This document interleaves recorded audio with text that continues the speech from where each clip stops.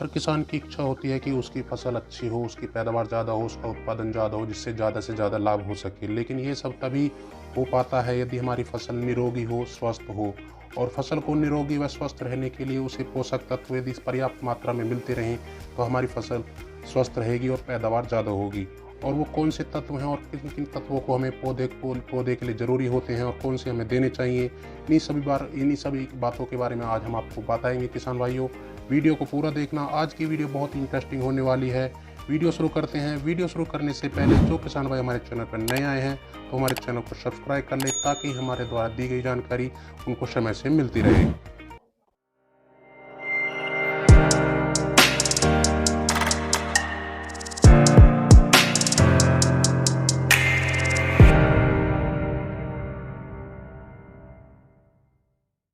पौधे को स्वस्थ व सुचारू रूप से चलने के लिए 16 से 18 पोषक तत्वों की आवश्यकता होती है, जिनमें से कुछ तत्व वह किसान के द्वारा प्राप्त करता है और वह कुछ तत्व जलवायु व प्राकृतिक से प्राप्त करता है। लेकिन इनमें से कुछ ही तत्व ऐसे हैं जो हर किसान पौधे को या अपनी फसल को दे पाता है। बाकी के तत्वों की कमी के कारण हमारा पौधा एक स्वस्थ नहीं ले पाता और उनमें काफ़ी रोग आ जाते हैं। और वो कौन कौन से ज़रूरी तत्व हैं, वे कौन से 16 से 18 तत्व हैं, आज मैं आपको इन्हीं के बारे में बताऊंगा। और कौन से नॉर्मली तौर पर हर किसान अपने पौधे को दे पाता है और कौन से नहीं दे पाता है और उनकी कमी क्या है, कैसे है, ये सब मैं आपको आज बताने वाला हूँ। शुरुआत करते हैं। पहले तो वे कौन से कितने तत्व हैं जो एक पौधे को स्वस्थ रूप से चलने के लिए, फलदायक देने के लिए कौन कौन से तत्व होते हैं, वो 16 से 18 आज मैं आपको वो बताऊँगा। तत्व निम्नलिखित हैं, जैसे कि carbon, hydrogen, oxygen, nitrogen, phosphorus, potassium, calcium, magnesium, sulphur, iron, manganese, boron, molybdenum, copper, zinc, chlorine, nickel, cobalt, sodium व सिलिकॉन। ये सभी तत्व हैं जो कि इनमें से कुछ तत्व तो किसान देता है और कुछ पौधा अपने प्राकृतिक जलवायु से प्राप्त करता है, और कुछ पौधे हमें जो इनमें महत्वपूर्ण हैं उनसे कुछ ऐसे तत्व भी हैं जिनको यदि पौधे को ना मिले तो उनसे कोई आपत्ति नहीं है। और इनके क्या क्या फ़ायदे हैं और इनके लक्षण क्या हैं, इनकी कमी के लक्षण क्या हैं, वो भी मैं आपको बताऊंगा। सर्वप्रथम जो आता है कैल्शियम, जिसे हम Ca बोलते हैं। कैल्शियम की कमी के कारण ये है कि प्राथमिक पत्तियां पहले प्रभावित होती हैं तथा देर से निकलती हैं। शीर्ष कलियां पत्तियां खराब हो जाती हैं और यह नाले में चिपक जाती हैं। यानी कि यदि आपका पौधा जो है उसकी सर्वकालीन जो पत्तियां जो पहले निकलनी होती हैं वो वहीं रुक जाती हैं, बढ़वार रोक देती हैं और पत्तियां मुरझाकर चिपक जाती हैं, जिससे हमारे फसल में काफ़ी नुकसान होता है और हमारी ग्रोथ रुक जाती है। दूसरे नंबर पर आता है फेरस। फेरस ये है, नई पत्तियों में तने से ऊपरी भाग पर सबसे पहले हरिमत माहीन के लक्षण दिखाई देते हैं। सिराओं को छोड़कर पत्तियों का रंग एक साथ पीला हो जाता है तथा उसी कमी होने पर भूरे रंग का धब्बा या मृत उत्तक के लक्षण प्रकट होते हैं। फेरस की कमी के कारण हमारा जो पौधा है या पौधे की जो भी पत्तियां हैं वो रंगहीन हो जाती हैं, प्राकृतिक से प्रकाश संश्लेषण लेना बंद कर देती है। यदि हमारी पत्ती हरी रहेगी, स्वस्थ रहेगी, तो प्राकृतिक से भोजन लेगी, और यदि हमारी पत्ती हरी नहीं रहेगी तो प्राकृतिक से भोजन लेना बंद कर देगी, जिससे हमारे पौधे को भोजन लेना बंद कर देता है और हमारी पत्तियां मुरझानी शुरू हो जाती हैं और हमारे पौधे को हानि होती है और हमारा पौधा नष्ट होने की ओर बढ़ लेता है। नंबर 3 नंबर पर होता है कॉपर, जिसे हम हिंदी में कहते हैं तांबा, Cu शॉर्ट फॉर्म के नाम से जानते हैं।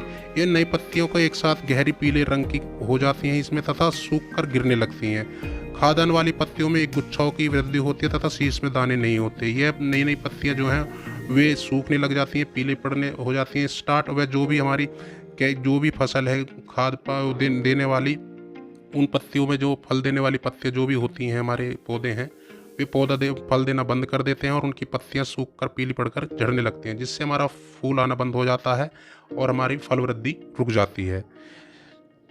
चौथे नंबर पर आता है मोलिडेबेनम, MO। नई पत्तियां सूख जाती हैं, हल्के रंग की हो जाती हैं तथा माध्यम शिखाओं को छोड़कर पूरी पत्तियां पूरे सूखे धब्बे दिखाई देते हैं। नाइट्रोजन के उचित ढंग से उपयोग न होने के कारण पुरानी पत्तियां हरितमाहीन होने लगती हैं, जिससे हमारे पौधे को काफ़ी हानि होती है। वह उसकी ग्रोथ रुक जाती है, वह प्राकृतिक से भोजन लेना बंद कर देता है, वह मुरझाकर पौधा वहीं सूखने लगता है और फल वृद्धि देना बंद कर देता है। ये हमारे मोलिडिबिन की कमी के कारण होता है। 5वें नंबर पर आता है के, जिसे हम बोलते हैं पोटेशियम। पुरानी पत्तियों का रंग पीला होता है, भूरा हो जाता है और बाहरी किनारे कट कट कर फट जाते हैं मोटे अनाज जैसे मक्का एवं ज्वार मेठा लक्षण की पत्तियों के अभाव में ये ज़्यादातर उन फसलों में ज़्यादा आता है, जिससे ये उनकी पत्तियों पर लग जाता है और जो हमारे अनाज बन चुका होता है वह सही तरह से नहीं बन पाता है, वो नहीं पनप पाता है, वह पिचके रहते हैं या उनकी जो सही साइज है, प्राकृतिक साइज है, वो नहीं बन पाता। ये पोटेशियम की कमी के कारण होता है।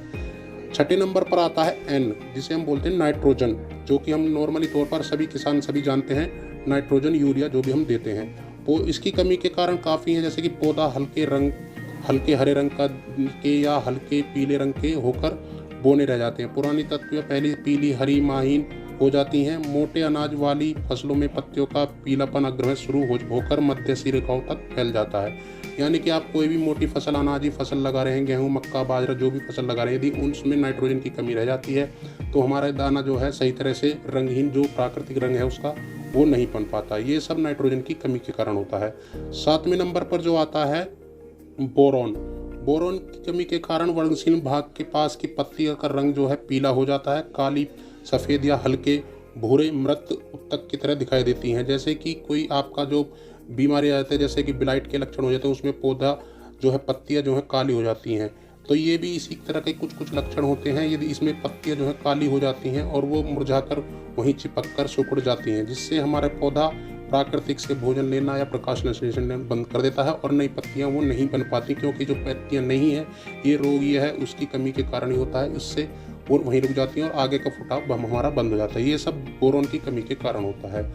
8वें नंबर पर आता है गंधक, जिसे बोलते हैं एस बोलते हैं सल्फर, हिंदी भाषा बोलते हैं गंधक। यह इसकी कमी के कारण पत्तियां सिराओं सहित गहरे हरे पीले रंग में बदल जाती हैं तथा बाद में सफ़ेद हो जाती हैं। सबसे पहले नई पत्तियां प्रभावित होती हैं। सल्फर की कमी में क्या होता है कि जो भी नई पत्तियां बन रही हैं उनकी कमी के कारण उसमें जो है रंगत पूरी तरह से वो नहीं ले पाता, प्राकृतिक का जो रंग है वो रंग नहीं बन पाता, जिससे हमारा पौधा सही तरीके से कोई भी जो हम उसे खाद पानी दे रहे हैं उन्हें नहीं ले पाता है, जिससे हमारा पौधा प्राकृतिक से या जो भी हम किसान भाई जो भी अपने उसे पोषक तत्व दे रहे हैं उसे नहीं ले पाता है, पौधे को नहीं मिल पाती है, तो जिससे हमारा पौधा कोई भी फल वृद्धि नहीं कर पाता उसके कारण। ये सब सल्फर की कमी के कारण आता है। 9वें नंबर पर आता है Mn, जिसे हम बोलते हैं मैग्नीशियम। मैग्नीशियम की कमी के कारण पत्तियों का रंग पीला, धूसरा या लाल धूसरा हो जाता है तथा सिरें हरी रहती हैं। इसमें क्या होता है कि आपकी पूरी जो ऊपर की पत्तियां हैं वो तो लाल हरी रहेंगी और जो नीचे की जो पत्तियां हैं, पुरानी पत्तियां हैं, वो सिराएं पत्तियां का किनारा और सिरा जो है मध्यम भाग हरितमाहीन हो जाता है। हरितमाहीन पत्तियां अपने सामान्य आकार में रह जाती हैं। यानी कि जो नई पत्तियां हैं वो तो अपने सही रहती हैं, लेकिन मध्यम की जो पत्तियां हैं वो लाल होकर पीली होकर वो झड़ने लगती हैं, जिससे हमारा पौधा काफ़ी कमज़ोर होता है और उनको असमर्थ आती है, भोजन लेने में असमर्थ आती है, या भूमि से जो भी आपको भोजन ले रहा है पौधा उसे ऊपर तक पहुंचाने में, नई फुटेर तक पहुंचाने में असमर्थ होती है। जिससे हमारे मैग्नीज यदि हम डालते हैं तो उसकी प्रबलता क्षमता ज़्यादा बढ़ जाएगी पौधे की, और वो प्राकृतिक से और ज़मीन से भोजन लेना अच्छा खनिज लेगा और हमारा पौधा स्वस्थ होगा। ये सब यदि एक लक्षण दिखाई देते हैं तो आपकी फसल में, पौधे में मैग्नीशियम की कमी है। 10वें नंबर पर आता है जिंक, जिसे बोलते हैं हम जस्ता।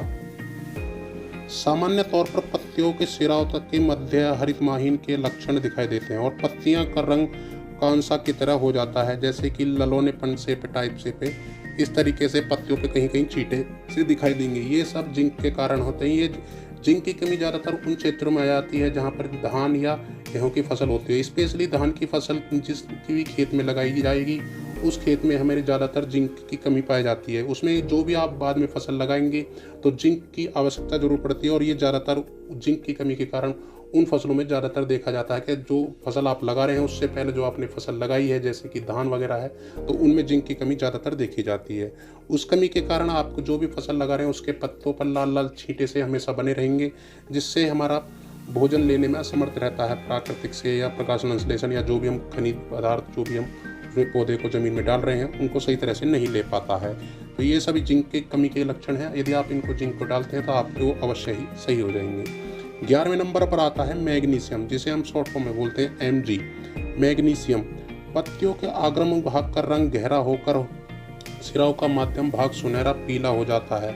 अंत में किनारों से अंदर की ओर लाल बैंगनी रंग के धब्बे इसमें पड़ जाते हैं। इस लक्षण की कमी के कारण क्या होता है कि जो हमारी पत्तियां हैं वो किनारे से लाल लाल रंग की होती हैं और उनके जो पत्तियों के बीच में उनकी शाखाएं जो बनी होती हैं वो चमकने लगती हैं, जिससे हमारी मैग्नीशियम की कमी के कारण ही वो पौधे आगे चलकर आपस में जैसे मोड़िया लग जाता है किसी भी फसल में, उस तरीके से मुड़ते हैं, सुकड़ जाते हैं और प्राकृतिक से भोजन लेना बंद कर देते हैं, जिससे हमारे पौधे को काफ़ी हानि होती है। यदि कोई फलदेही पौधा है तो वो फल देना बंद कर देता है और हमारी फसल को काफ़ी नुकसान होता है। तो ये सभी मैग्नीशियम के कारण, यदि आप इनको मैग्नीशियम की पोषक तत्व देते हैं पौधे को तो ये कमी आपकी दूर हो जाएगी। 12वें नंबर पर आता है पी, फास्फोरस।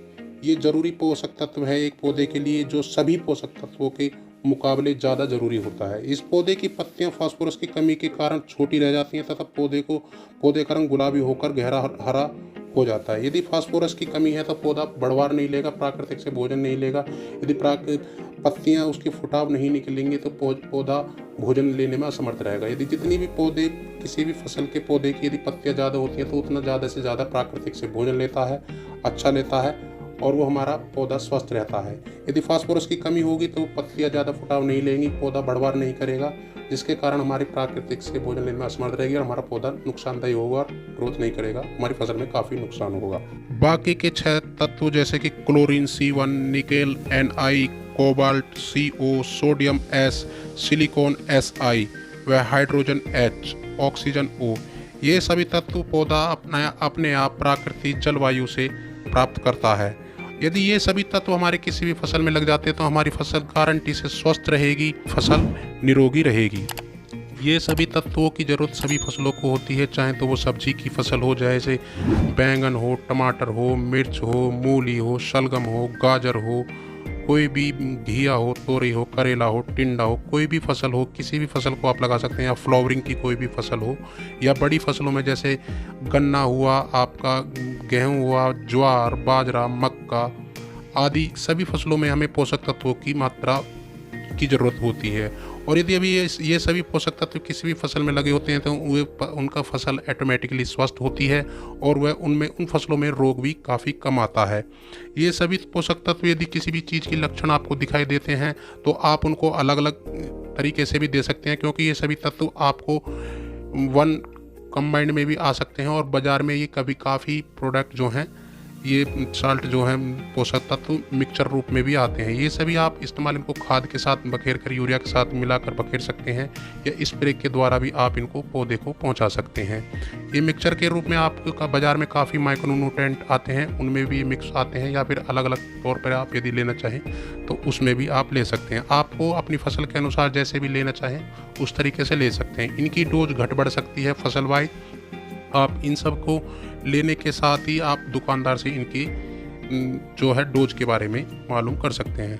तो किसान भाइयों, उम्मीद करते हैं आपको ये जानकारी अच्छी लगी होगी। अगर जानकारी अच्छी लगी है तो वीडियो को लाइक करें और हमें अपने सुझावों के लिए हमें कमेंट करें और हमारे चैनल को सब्सक्राइब करें किसान भाइयों, ताकि हम आपके लिए इसी तरह की वीडियो लेकर आते रहें। जय हिंद, जय किसान, धन्यवाद।